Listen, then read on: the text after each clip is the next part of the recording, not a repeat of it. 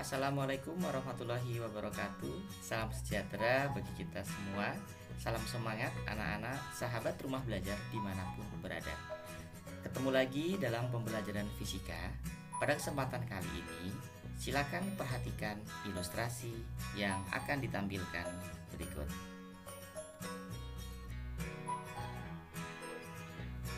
Pada suatu saat, seorang pengendara mengendarai kendaraannya. Kemudian akan timbul beberapa pertanyaan. Yang pertama, apakah pengendara saat mobil melaju dapat dikatakan bergerak terhadap pohon ya? Kemudian pertanyaan yang kedua yang dapat timbul dari ilustrasi tadi adalah apakah pengendara saat mobil melaju dapat dikatakan bergerak terhadap mobilnya sendiri? Yuk silakan sahabat rumah belajar, kalian berpikir mengenai jawaban dari kedua pertanyaan tersebut. Nah, sebelumnya perkenalkan, nama saya Rahmat Effendi Teguh Santoso, merupakan pengajar di SMKN 2 Trenggalek. Pada kesempatan kali ini saya akan mencoba memaparkan mengenai materi gerak lurus, submateri gerak lurus beraturan atau GLB. Untuk struktur materinya dapat kalian lihat di sini terdapat beberapa sub-sub materi yang ada. Bisa diperhatikan gerak lurus, di sini ada besaran pada gerak lurus, yaitu kalian dapat memahami antara jarak dan perpindahan, kemudian perbedaan kelajuan dan kecepatan. Lalu dalam konsep fisika, gerak lurus itu ada dua, yaitu gerak lurus beraturan dan gerak lurus berubah beraturan. Lalu kemudian terdapat gerak vertikal ke bawah, gerak vertikal ke atas, persamaan di titik tertinggi. Yang terakhir adalah di sini gerak jatuh bebas, di mana serangkaian gerak ini merupakan bagian dari namanya gerak vertikal. Nah, bisa kalian lihat gerak benda dapat diulangi lagi, yaitu terdiri dari gerak lurus dan gerak vertikal. Untuk kompetensi dasar pada materi gerak lurus beraturan ini, yang pertama bisa kalian saksikan mengevaluasi gerak lurus dan gerak melingkar dengan kecepatan tetap atau percepatan tetap dalam kehidupan sehari-hari. Yang kemudian ada kompetensi dasar keterampilan, yaitu menyajikan hasil percobaan gerak lurus dan gerak melingkar dalam bentuk grafik atau tabel pada bidang teknologi dan rekayasa. Untuk tujuan pembelajarannya dapat kalian saksikan di sini terdapat 5 tujuan pembelajaran, yaitu menjelaskan pengertian benda bergerak, menjelaskan perbedaan jarak dan perpindahan, menjelaskan perbedaan kelajuan dan kecepatan, menjelaskan perbedaan gerak dengan kecepatan konstan dan gerak dengan percepatan konstan, dan yang terakhir menggunakan persamaan gerak lurus beraturan dalam menyelesaikan persoalan. Kita akan masuk pada sub yang pertama, yaitu jarak dan perpindahan. Kira-kira apa ya perbedaan antara jarak dan perpindahan? Karena di dalam kehidupan sehari-hari, saya yakin pastinya kedua konsep ini sering kita jadikan satu. Namun secara konsep fisika, jarak dan perpindahan ini sebenarnya berbeda. Apa sih jarak dan perpindahan? Nah, jarak dan perpindahan dapat disaksikan pada ilustrasi berikut ini. Ibaratnya terdapat seorang siswa yang berangkat ke sekolah dapat menempuh 2 rute perjalanan. Nah, di sini dapat kalian saksikan ada titik-titik garis putus-putus. Di sini rute yang pertama dan garis yang sambung atau utuh di sini rute yang kedua, di mana dapat disaksikan untuk garis putus-putus merupakan konsep perpindahan dan garis yang utuh merupakan konsep jarak. Nah, masih bingung? Yuk kita akan perhatikan secara lebih detail. Untuk jarak, jarak adalah panjang lintasan sesungguhnya yang ditempuh dalam jarak suatu benda. Di sini dikatakan jarak termasuk besaran skalar. Nah, untuk konsep besaran skalar pastinya kalian sudah paham, yaitu besaran yang hanya memiliki nilai saja. Lalu bagaimana sih jarak itu? Kita akan melihat dari ilustrasi yang tadi sempat kita bahas pada awal. Nah, di sini jika terdapat seorang siswa, dia akan menempuh rute perjalanan jarak. Nah, kita akan lihat di sini. Nah, anak-anak, siswa ini menempuh jarak garis yang utuh. Jadi dapat dikatakan dia telah menempuh yang namanya jarak. Lalu bagaimana dengan perpindahan? Perpindahan adalah perubahan kedudukan benda ketika melakukan aktivitas gerak, di mana perpindahan ini termasuk besaran vektor. Yuk, apa itu besaran vektor? Ya, besaran vektor adalah besaran yang selain memiliki nilai juga memiliki arah atau dipengaruhi oleh arah. Bagaimana ilustrasinya? Kita akan lihat sama-sama. Jadi bisa kita saksikan di sini, seorang siswa tadi menempuh perjalanan rute garis putus-putus, sehingga dapat dikatakan siswa tersebut telah melakukan perpindahan. Nah, semoga dari ilustrasi ini kalian untuk kedepannya bisa lebih memahami apa perbedaan jarak dan juga perpindahan. Jadi sekali lagi, jarak itu adalah panjang lintasan sesungguhnya yang ditempuh dalam gerak suatu benda dan disebut atau termasuk besaran skalar. Sedangkan perpindahan ini adalah perubahan kedudukan benda ketika melakukan aktivitas gerak. Jadi ada benang merahnya untuk jarak dan perpindahan. Kalau jarak adalah panjang lintasan sesungguhnya yang ditempuh keseluruhan oleh benda, sedangkan perpindahan ini adalah perubahan kedudukan. Jadi perubahan kedudukan akhir terhadap kedudukan awal dan termasuk besaran vektor. Nah, itu tadi perbedaan antara jarak dan perpindahan. Kemudian bagaimana perbedaan antara kelajuan dan kecepatan? Nah, ini tidak perlu bingung karena kelajuan dan kecepatan dapat disaksikan pada rangkuman perumusan yang kalian lihat, di mana kelajuan dan kecepatan di sini kelajuan rata-rata dan kecepatan rata-rata. Lalu ada kelajuan sesaat dan kecepatan sesaat. Dan yang terakhir ada kecepatan relatif. Dapat kalian saksikan di sini kelajuan rata-rata, rumusnya seperti yang disaksikan, kecepatan rata-rata seperti ini, dan untuk perumusan yang lain bisa kalian saksikan sama juga. Nah, untuk lebih jelasnya, yuk kita akan melihat pembahasan berikut ini. Kita masih sama memakai ilustrasi antara jarak dan perpindahan. Berarti ada hubungannya ya? Ya, betul, ada hubungan antara jarak perpindahan dan kelajuan dan kecepatan. Bagaimana sih perbedaannya? Kita akan melihat di sini. Kelajuan rata-rata. Kalau pada konsep jarak, kita sudah sepakat bahwasanya keseluruhan dari rute atau titik-titik yang dilalui oleh benda bergerak. Dan seperti ini tadi, ketika konsep ini dihubungkan dengan konsep waktu, atau lebih jelasnya ini jarak total yang ditempuh sepanjang lintasan dibagi waktu, maka itu disebut kelajuan rata-rata.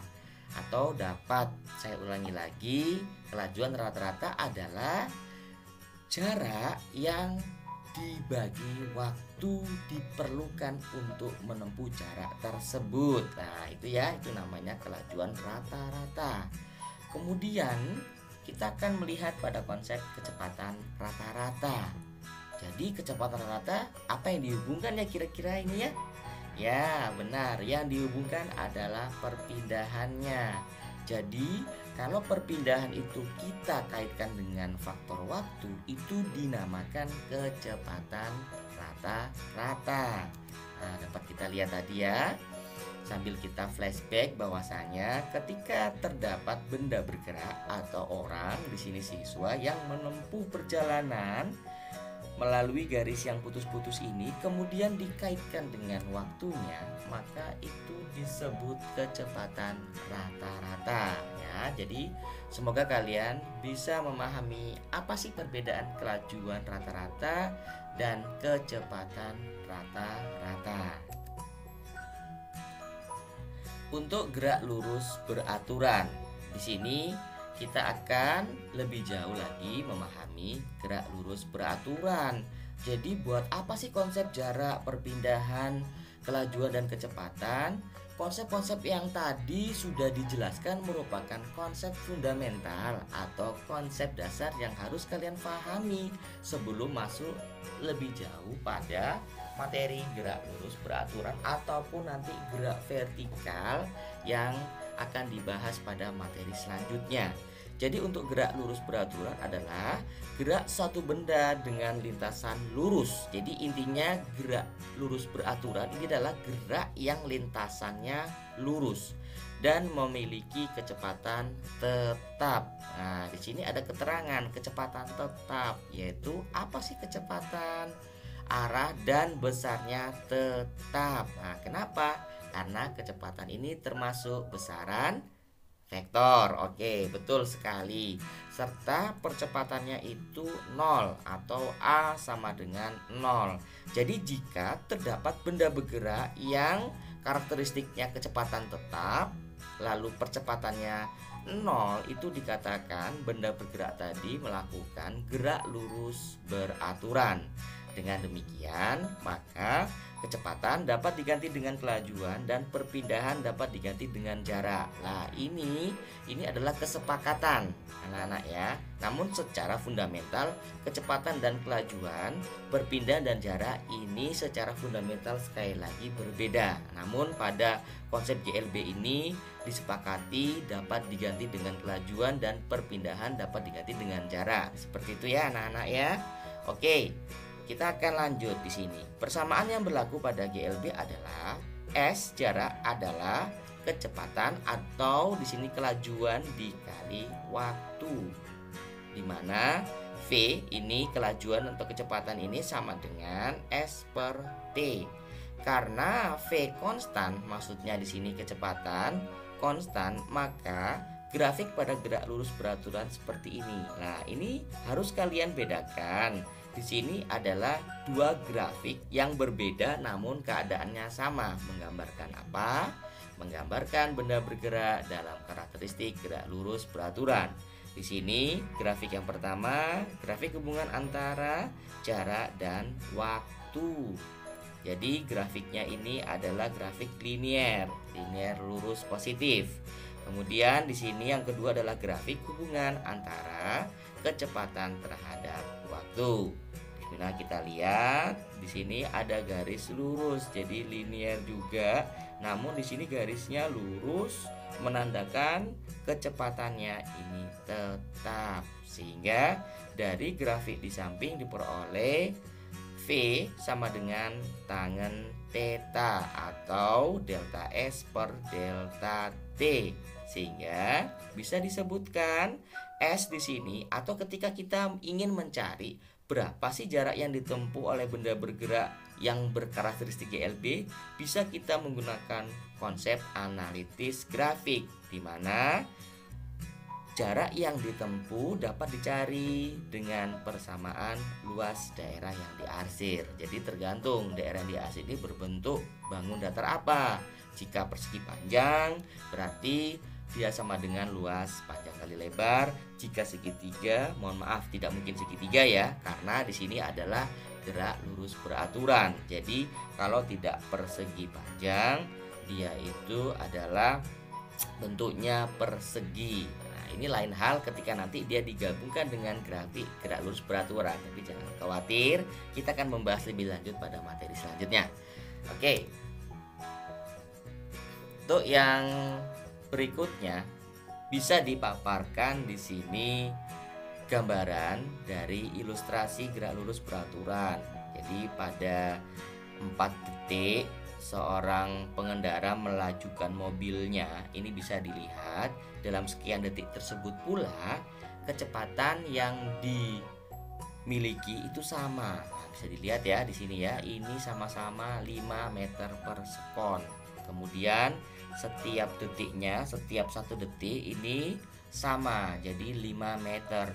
Namun sekali lagi di dalam konsep keseharian, utamanya dalam konsep mengendarai kendaraan ini biasanya kita sebut dalam rentang waktu sekian. Kenapa? Karena memang tidak mungkin kita mengendarai kendaraan itu dalam kecepatan yang selalu tetap. Nah ya, ini kita bisa ilustrasikan dalam rentang waktu sekian, seperti itu ya. Jadi ini adalah konsep gerak lurus beraturan.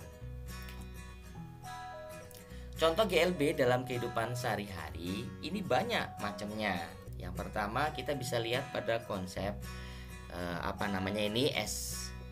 eskalator. Jadi eskalator ini adalah tangga berjalan biasanya di dalam mall atau pusat perbelanjaan. Ini kecepatannya disetting sama sehingga bisa kita masukkan ke dalam contoh GLB kehidupan sehari-hari. Untuk yang kedua, di sini ada kereta api yang disepakati bergerak dengan kecepatan tetap. Nah ini, tapi rata-rata memang diketahui kecepatan kereta api ini dibuat tetap oleh seorang masinis di dalamnya. Jadi kedua contoh ini perwakilan dari gerak lurus beraturan dalam kehidupan sehari-hari. Yuk kita masuk pada soal pembahasan. Dengan harapan kalian bisa lebih memahami mengenai materi gerak lurus beraturan. Silakan perhatikan pernyataan berikut. Yang pertama, perpindahan merupakan besaran vektor. Jarak merupakan besaran skalar. Perpindahan adalah perubahan posisi benda. Jarak adalah panjang lintasan gerak benda. Pernyataan di atas yang benar, kira-kira yang mana? Di sini saya akan memberikan waktu sekitar 10 detik saja, tidak usah lama-lama. Silakan, mana yang menurut kalian dari pemahaman konsep sebelumnya yang benar, pernyataan di atas yang benar. Yuk, kira-kira mana yang benar? Kita akan cek di sini. Perpindahan merupakan besaran vektor. Benar. Oke, benar. Lalu yang kedua, jarak merupakan besaran skalar. Apakah benar? Skalar? Ya, betul. Perpindahan vektor lalu jaraknya skalar. Yang ketiga, perpindahan adalah perubahan posisi benda. Apakah benar? Ya, benar. Jadi di sini perpindahan adalah perubahan posisi. Kemudian jarak. Apakah jarak adalah panjang lintasan gerak benda? Yo, silakan diingat lagi. Ya, betul. Jadi jarak adalah panjang lintasan gerak benda. Sehingga dari keseluruhan pernyataan ini, mana yang benar? Ya pasti benar semua. Jadi jawabannya adalah apa? Jawabannya adalah yang E. Seperti itu. Jadi pasti saya yakin kalian menjawab hal yang sama. Oke, kita akan lanjut pada soal berikutnya. Soal yang berikutnya di sini, Putri berlari mengelilingi lapangan. Kemudian lapangannya ini berbentuk lingkaran. Nah, dengan panjang diameter 140 meter. Jadi diingat di sini ada kata kunci lapangan berbentuk lingkaran, panjang diameternya 140 meter. Harus kalian bedakan diameter dengan jari-jari. Ya, betul. Jadi diameter adalah 2 kalinya jari-jari, 140. Jadi berapa jari-jarinya? Ya, 70. Luar biasa. Kemudian si Putri ini tadi mampu menempuh 2,5 kali putaran dalam waktu 5 menit. Yuk, ada kata kuncinya lagi di sini, 2,5 kali putaran dalam waktu 5 menit. Jadi dia 2 putaran ditambah setengah kalinya ya, setengah putarannya. Nah, kemudian soalnya ini meminta kalian tentukan kelajuan dan kecepatan Putri saat berlari.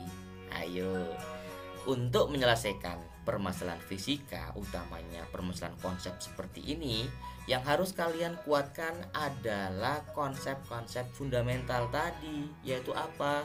Jarak, perpindahan, kelajuan, kecepatan. Karena apa? Ini adalah konsep dasar. Oke, kita akan cek ya jawabannya. Yang pertama, untuk melihatnya tadi ada kata kuncinya, yaitu diameter 140. Jadi seperti ini gambarnya. Jadi lapangannya ini lingkaran, diameternya 140. Kemudian berdasarkan konsep yang telah kalian saksikan sebelumnya tadi, di sini ada jarak. Jadi ada konsep jarak, ada konsep perpindahan. Nah, ini yang harus kalian pahami dulu. Kenapa? Nanti ini jarak ada hubungannya dengan yang namanya ini kelajuan. Nah, ini ya kelajuan. Kemudian kalau perpindahan ini ada hubungannya dengan yang namanya kecepatan. Seperti itu ya. Jadi ini konsep-konsep yang harus kalian selesaikan dulu. Kita masuk pada konsep jarak. Jarak itu apa sih? Keseluruhan panjang lintasan. Jadi lintasan yang ditempuh oleh Putri tadi berbentuk lingkaran, namun ada keterangannya. Nah, ya di sini 2,5 kali putaran. Berarti apa yang bisa kita ambil di sini? 1 kali putaran berarti kan sama dengan keliling lingkaran. Jadi kalau 2,5 kali berarti ya 2,5 ini ya, 2,5 ini dikalikan apa? Dikalikan dengan kelilingnya ini ya, pi diameter, sehingga bisa kita cari di sini 2,5 kita kalikan 22/7 merupakan dari pi, lalu diameternya berapa anak-anak? Diameternya di sini adalah 140 meter, sehingga bisa kita cari jawabannya untuk jarak adalah 1100 meter. Nah, jarak sudah diketahui di sini, berarti kita bisa menghitung yang namanya apa? Yang namanya kelajuan. Nah, kelajuan itu apa sih? Ayo sambil ingat-ingat. Ya betul, jadi kelajuan itu adalah jarak dibagi waktu. Jaraknya berapa tadi ya Nana? Ya 1100. Ya ini jaraknya. Kemudian berapa waktunya? Ada keterangan waktunya 5 menit di sini. 5 menit ini masih dalam satuan menit, sedangkan satuan internasionalnya waktu apa? Yaitu apa? Detik. Betul sekali. Jadi satuannya adalah sekon atau detik, sehingga di sini 5 dikalikan berapa Nana? Iya, 5 dikalikan dengan 60. Nah, jadi kenapa 1 menit itu adalah 60 detik. Jadi 5 dikali 60 adalah 300. Sehingga kelajuan bisa kita dapatkan 1100 dibagi 300 sama dengan 3,66 meter per sekon. Ini jangan sampai lupa ya.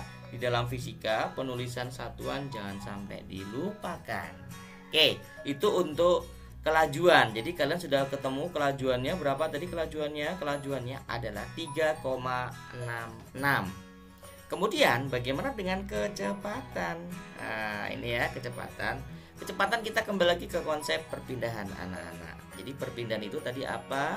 Merupakan perubahan posisi. Di sini ada keterangan lagi, kita kembali ke kata kuncinya 2,5 kali putaran. Jadi kalau kita misalkan di sini Putri dia mulai pada titik A, ya titik A di sini dia akan mulai. Maka kalau dinamakan satu putaran bagaimana anak-anak? Ya dia akan menempuh di sini. Jadi dia menempuh satu putaran itu dari A kembali lagi kemana? Kembali lagi ke titik A, itu dinamakan 1 kali putaran. Namun dalam konsep fisika sekali lagi untuk perpindahan di sini ketika benda tadi dia tidak terjadi perubahan posisi maka tidak dapat dikatakan melakukan perpindahan. Kenapa? Dia tidak terjadi perubahan posisi, jadi perpindahannya 0. Namun di sini soalnya 2,5 kali putaran, berarti ada lebihnya berapa? Nah, iya, ada lebihnya berapa? Ada lebihnya setengah putaran ya. Jadi ada lebihnya setengah putaran di sini. Jadi setengah putaran inilah yang nanti kita pakai. Lah, di sini ya ada tulisannya 0,5. Jadi perpindahan yang dilakukan oleh Putri dalam konsep fisika itu adalah setengah dikalikan kelilingnya.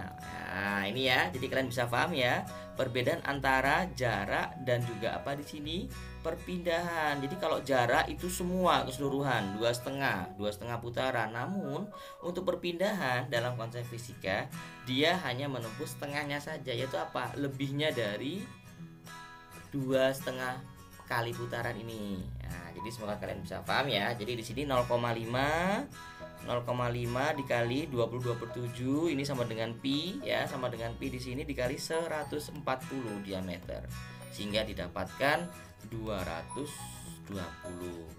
Lalu hasilnya ini nanti bisa kita bawa untuk mencari kecepatan. Itu apa kecepatan? Yaitu perpindahan dibagi dengan apa? Perpindahan dibagi dengan waktu. Iya, betul. Perpindahannya berapa? Perpindahannya 220 dibagi berapa? Tetap dibagi 5 menit, yaitu 300 tadi. Sama ini ya, 300 detik. Hingga hasilnya adalah 0,73. Lah, bisa kalian lihat di sini. Keadaan yang dilakukan Putri sama, namun dalam konsep fisika berbeda antara jarak, perpindahan, kelajuan, dan kecepatan. Nah, semoga dari contoh soal ini kalian bisa lebih memahami lagi perbedaan dari keempat konsep ini, konsep besaran ini ya. Oke, amin, mudah-mudahan. Oke, kita akan lanjut ke soal yang berikutnya. Soal yang berikutnya di sini kita akan melihat ada grafik suatu benda gerak lurus beraturan seperti tampak di gambar ini ya. Jadi di gambar ini grafiknya adalah hubungan V kecepatan dengan waktu. Kemudian pertanyaannya lagi yang bisa saya utarakan, ini termasuk grafik apa ya kira-kira ini ya? Kalau ada V-nya itu lurus di sini. Ya, betul. Namanya grafik lurus beraturan karena lurus di sini. Kecepatannya lurus. Lalu pertanyaan yang dapat diambil dari soal ini, soal yang terakhir ini ya. Nah, mudah-mudahan kalian bisa memahami dari ketiga soal yang Pak Rahmat berikan. Di sini jarak yang ditempuh selama 4 sekon. Tadi sudah Pak Rahmat sudah saya singgung untuk mencari jarak pada GLB menggunakan gambar grafik. Ini kita bisa pakai yang namanya analisis grafik. Jadi kita bisa mencari dari luasan apa Nana? Iya, dari luasan grafik itu sendiri. Bangun datarnya bangun datar apa? Ayo di sini. Ya, bangun datar persegi panjang. Jadi ini misalkan kita anggap sebagai panjang, ini kita anggap sebagai lebar, sehingga nanti luasnya kan bisa kita ketahui di sini. Nah, ini bisa pakai metode grafik, analisis grafik dan juga analisis matematis. Kita tahu di sini jarak. Jadi kalau jarak rumusnya sudah kalian lihat pada pembahasan sebelumnya ini adalah apa? Adalah V dikalikan T. Sehingga langsung aja V-nya berapa di sini dari grafik ya? Adalah 20. T-nya berapa T-nya? T-nya adalah 4. Berarti 20 dikalikan 4 jawabannya berapa? Iya, 80. Diikuti juga satuannya 80 meter. Nah, ini untuk analisis matematis. Untuk analisis grafiknya bagaimana?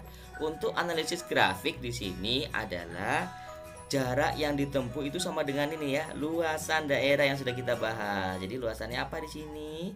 Ya, luasannya adalah persegi panjang. Bagaimana? Di sini panjang dikali lebar, yaitu apa? 20 dikali berapa? 8, yaitu 80. Sama kan di sini hasilnya? Jika sama antara analisis matematis dengan analisis grafik, berarti jawaban kalian sudah benar. Nah, dari ketiga pertanyaan tadi mudah-mudahan ini bisa menambah pemahaman konsep kalian mengenai gerak lurus beraturan. Itu ya. Sekian dan terima kasih saya sampaikan untuk perhatian kalian dalam materi gerak lurus beraturan. Jadi selalu kunjungi portal Rumah Belajar di belajar.kemdikbud.go.id. Belajar di mana saja, kapan saja, dengan siapa saja. Salam semangat untuk kalian semua. Tetap jaga kesehatan dan selalu terus belajar demi kemajuan pendidikan Indonesia. Assalamualaikum warahmatullahi wabarakatuh.